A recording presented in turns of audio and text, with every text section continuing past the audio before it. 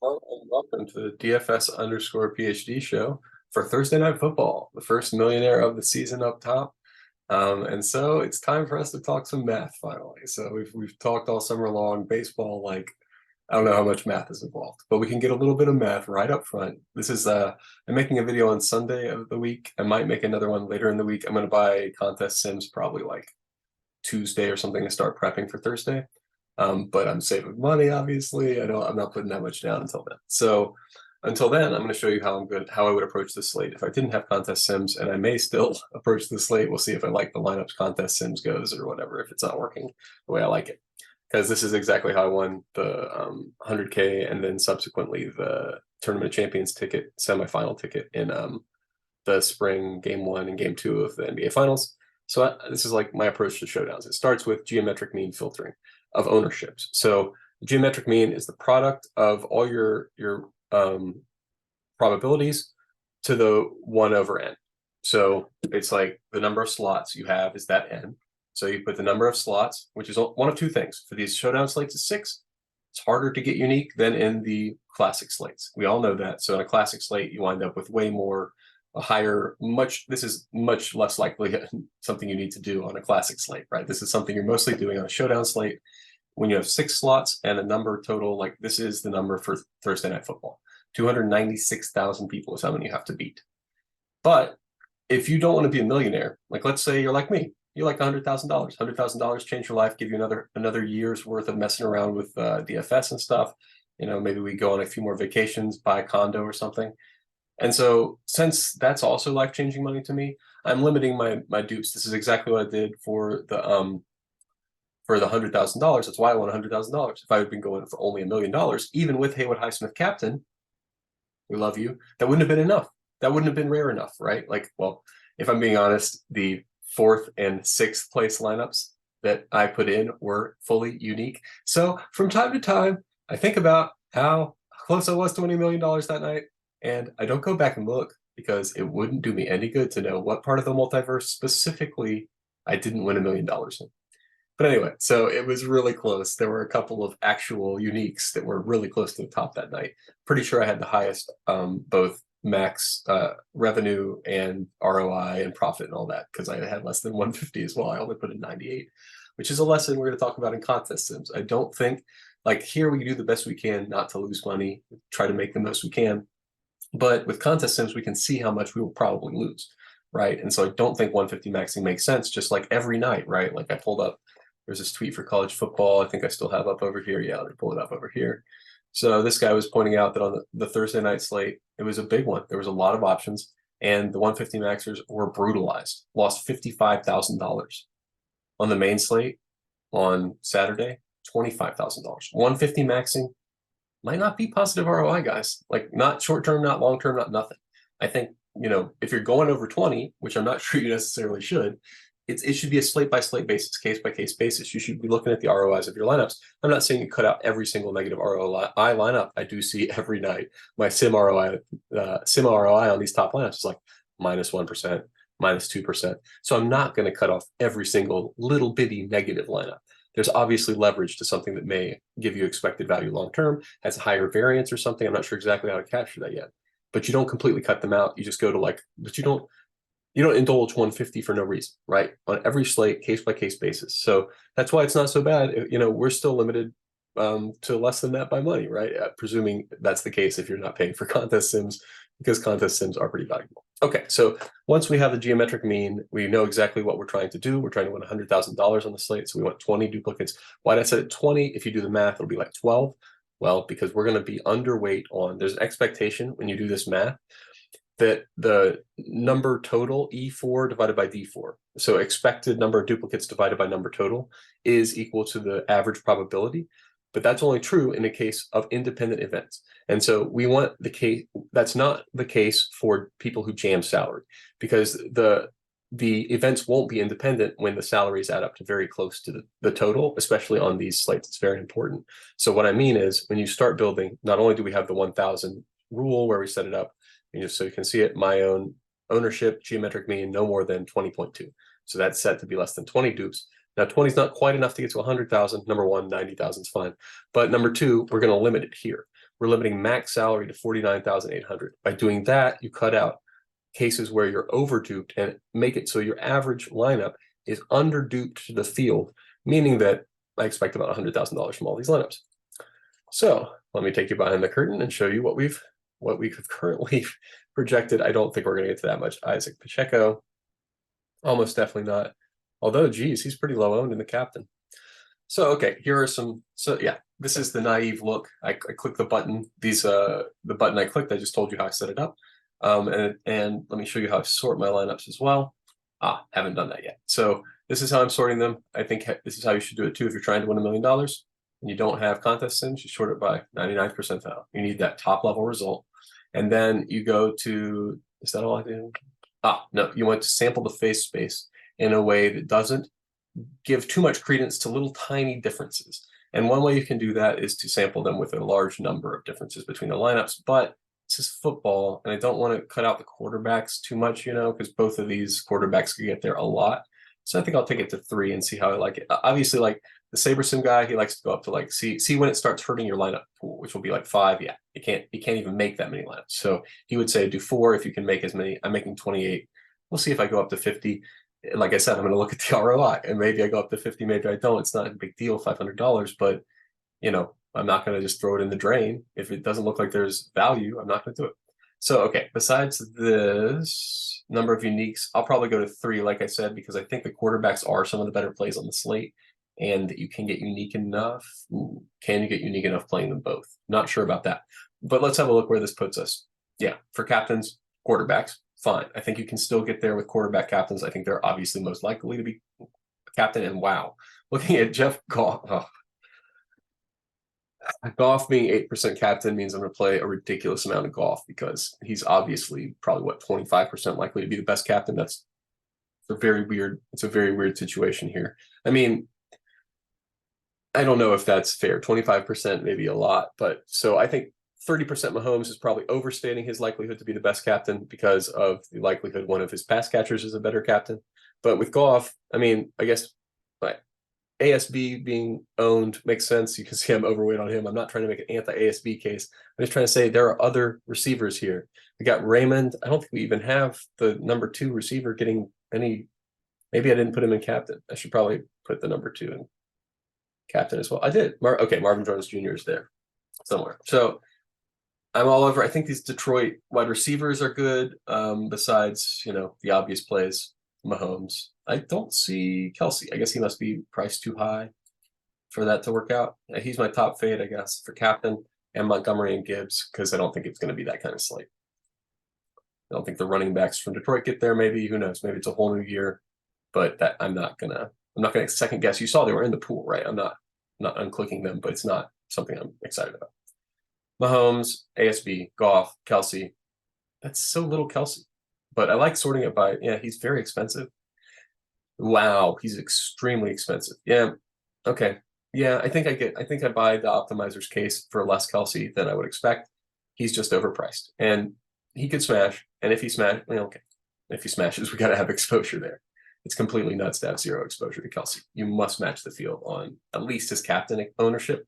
But I think there is a case to be made that if he doesn't smash, he doesn't get there because he's a tight end. And I mean, at the end of the day, what if Mahomes has better, is starting to have, number 1 last season, who was eating all Kelsey's lunch? It was McKinnon out of the backfield or something. And maybe this year, maybe Valdez Scantling has made some advances. And we know Kadarius Toney became a pretty solid target right away, right? At the end of last season, he was starting to get looks. So I'm not convinced Kelsey has the same exact position that he did last year when everybody was hurt.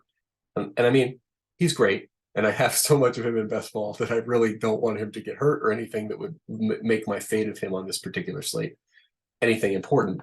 But I do think there's a case to be made for going with some of these more valuable options on this particular slate, especially since they're going to be lower owned and Kelsey's going to be freaking 35% even at infinity dollars.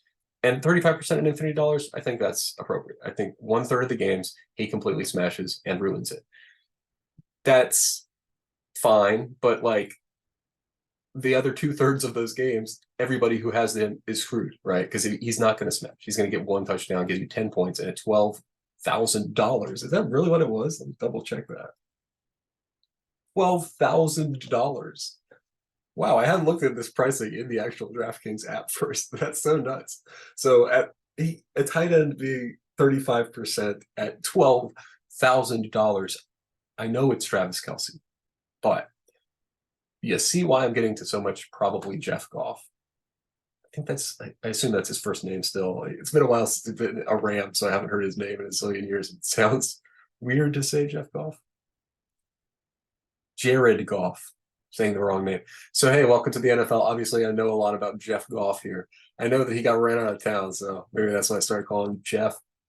Maybe it's because I forgot his name because he's completely useless and probably should stop being a quarterback in the NFL. But you see, I just made the case for him being the captain here. So that's mostly on that Kansas City's not got a great defense. And I think that it's possible for even a mediocre NFL quarterback to do a lot of good passing. But man, on the Thursday video, I will call him Jared Goff the whole video. I knew Jeff Goff sounded wrong, so you got to give me credit for at least remembering that I didn't know his name. Okay, so that does make me wonder if I have. Actually, I do have plenty of him in best ball because of all of his wide receivers whose names are easy to remember because they're better than him. Speaking of, that was somewhere I was seeing pretty solid leverage when I looked at this the first time. Oh yeah, number one, don't play LaMichael Perrine. He's in the player pool and currently has a positive projection on SaberSim despite having been released by Kansas City. So hey, now that I've given you messing up a quarterback's name, which I gotta say, man, I went all summer with all the baseball teams, messed up one name, and it was like a new guy who had just been called up. I messed up Jared Goff. That was disappointing. But anyway, so I'm not going to edit it because I don't know how to edit anything. So welcome to the show. You should like, subscribe, etc. for when I give the Thursday version with contest sims. Probably do it on actual Wednesday afternoon or something. But yeah, Khalif Raymond. That's the one where I feel confident. Like I'm forcing him in here. I'm probably not 10%, but I'll force him 5% captain because I think. Oh, you know what? No, it's either him or it's Josh Reynolds. That's what I want to do. So we'll get some clarity here before lock, probably. That's why. Okay, so for me, Khalif Raymond and Josh Reynolds will probably split those snaps at the slot. I don't know. I'm not very much of a actual NFL person in terms of knowing like alignments and defenses and stuff. I'm more of a math nerd and person who sees how things correlate together. So I see that one of these wide receivers is 1/3 the price of the other one, almost a quarter, and has his projection, I would say maybe closer to a coin flip. I was maybe going to make the case for more Josh Reynolds in the captain, but at this price, no. You can definitely play Raymond, and I'm definitely going to be overweight Raymond in the captain because the chance that he completely smashes the slate and like does a Haywood Highsmith type thing, and all of the like top 10 lineups are all Khalif Raymond top lineups, it's pretty high, right? Because nobody else is anywhere near this value. Let me first make that case. If Khalif Raymond makes 4 catches. So number one, the case for Khalif Raymond making 4 catches for 40 yards, right? He's going to run reasonably long routes. So if he makes 4 catches, it's going to go 40 yards. And if he does, it's going to, that's even less, right? This is the captain projection. So when I go to the regular projection, this is like 2 catches for 35 yards for him probably, or 3 catches for 20. Either way, he gets there without even being the solid slot. He could be like a 50-50 slot guy. You could take a pretty he's massively better than everybody else in the price range, but now that I'm looking at it, that is pretty good value for Mitchell. He's going to be out there too. Yeah, okay. You can put Mitchell in this player pool too. Maybe not captain, but I'm sure I got some of him in flex. That's really good value, yeah. Mitchell's backup tight end for Detroit, and he's fine. Going to get lots of opportunities. Making a catch, I might goose him a little even. Like, pretty good chance of a catch. Is he not their number 2 tight end? They got a bunch, but I think he's their number 2. Oh, they're putting Brock what? Brock Wright. Oh, okay. Well, in The Sims, he's their number 2, so probably isn't their number 2 in real life. But the fact, even as a number 3 tight end, he's going to be in there blocking like 10 downs. Maybe he catches a pass half the time. Catch a pass half the time at that price, and honestly, taking a 0 is basically what he's. So on SaberSim, if you cannot, it will not consider all the cases of possible zeros because it breaks its brain. So there's a case to be made for leaving in some of these fractional guys who are min price for the equivalent of taking a zero weighted by the likelihood they don't be zero, right? So that's essentially for me what leaving in Mitchell, Watson, Bell, etc. are, even though some of them are tight ends that are questionable to see the field at all. I'm fine with playing, that's a fair percent to play somebody who, if they do make a catch, is optimal. No question, right? Like whichever one of these 400 guys makes that catch that goes 10 yards, gets 2 points at 20, at 200 gets 2 points. Are you kidding me? There's no comparison. There's no value on the slate. That would be the equivalent of Harrison Butker kicking 15 field goals, something absurd. Nobody has that upside. No receiver, Pacheco, 7,000. So that would be the equivalent of him scoring 70 points. Nuts. It's so nuts. So that's why you have to pay attention to these guys. These guys are where the slate is made or broken, and why they're all sprinkled. You got to sprinkle because, I mean, number one, low owned. Nobody cares about backup tight ends.